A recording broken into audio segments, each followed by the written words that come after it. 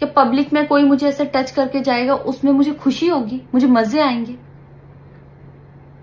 सारी बात ये थी कि जब इनका सॉन्ग के लिए मेरे पास कॉल आया तो मैंने सारी चीजें क्लियर कर ली थी कि इसमें ऐसा वैसा कॉस्ट्यूम तो नहीं है, कोई डबल मीनिंग लाइन तो नहीं है, और इसमें ऐसा वैसा सीन तो नहीं है। और मैं शूट पर गई, शूट पे सब कुछ नॉर्मल था, मुझे कोई प्रॉब्लम नहीं हुई।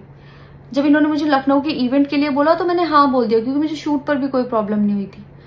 और जब मैं लखनऊ में गई, मैं स्टेज पर थी, मैं पब्लिक से बात कर रही थी, पवन सिंह जी ने मुझे बोला कि इधर कुछ लगा हुआ है। उससे थोड़ी देर पहले ही मेरी ड्रेस वो न्यू थी, साड़ी में नीचे टैग लगा रह गया था।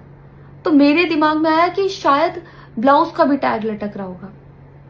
मैं हंसकर उस चीज को दबा रही थी कि अगर मेरा टैग लगा भी है तो वो चीज जिस टाइम मैं पब्लिक से माइक में बात कर रही हूँ उस टाइम ना बोल के साइड में भी बोली जा सकती है, इसलिए मैं उस चीज को उस टाइम पे दबा रही थी। मैंने हंस के टाला, अवॉइड किया और फिर दोबारा बात करने लगी। वो बोले नहीं कुछ लगा है, नहीं कुछ लगा है। तो मैंने कहा नहीं लगा, वो बोले लगा हुआ है।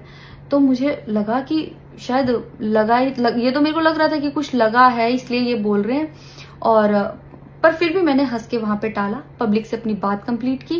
कंप्लीट करने के बाद जब मैं अपने टीम मेंबर से मैंने पूछा साइड में जाके कि कुछ लगा है, क्या लगा है, उन्होंने बोला कुछ भी नहीं लगा था। जब मैंने देखा मेरे सच में कुछ नहीं लगा था, तब मुझे बहुत ज्यादा बुरा लगा, गुस्सा आया और रोना भी आया। लेकिन मुझे ये नहीं समझ आया कि मैं अब क्या करूं यहाँ पर, क्योंकि जहां मैं गई थी लखनऊ में, पवन सिंह जी खुद भी वहीं के रहने वाले हैं, उसी जगह पर इवेंट था। जितना वो क्राउड था वो सारा उनका फैन बेस था। उनको भगवान बोल रहे थे और भक्त बोल बोल के उनके पैरों में गिर रहे थे। वो उनका फैन बेस था, क्राउड था। तो मुझे समझ नहीं आया कि मैं क्या करूं। अगर मैं कुछ भी बोलती तो क्या वो लोग मुझे सपोर्ट करते? मेरे साथ कुल 3-4 बंदे यहाँ से गए थे, तो वहां जितना क्राउड था क्या वो लोग मेरा साथ देता? मैंने सोचा मैं बैक स्टेज जाके बात करूंगी। इतनी देर में थोड़ी देर रील्स बन के अचानक से वो उतर के चले गए बीच में ही इवेंट के।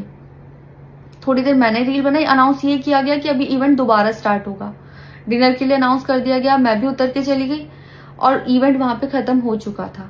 अनाउंस किया गया था सिर्फ कि दोबारा होगा। नेक्स्ट डे जब मैं घर आई तो मैंने देखा ये बहुत बड़ा मैटर बन चुका था। मैंने उन लोगों से कांटेक्ट करने की कोशिश की, किसी ने मेरा फोन पिक नहीं किया, ना ही उन लोगों ने फोन करके मुझसे हालचाल पूछा कि परेशान हो या कुछ भी, नहीं, कोई हालचाल नहीं लिया। मैं पोस्ट करना चाहती थी, जो लोग लिख रहे थे कि मजे आए या हंस रही है, मैं रिप्लाई में पोस्ट करना चाहती थी। मेरे को किसी का कॉल आया था कि पवन सिंह की पीआर टीम बहुत स्ट्रांग है और कुछ भी ऐसा वैसा मत लिखना और ना पोस्ट करना, क्योंकि वो लोग अगर कुछ लिखेंगे ना बहुत कुछ उल्टा लिख देंगे तुम्हारे लिए और बहुत कुछ कहेंगे और बहुत बड़ा मैटर बन जाएगा। अभी जितना परेशान हो उससे ज्यादा परेशान हो जाओगी।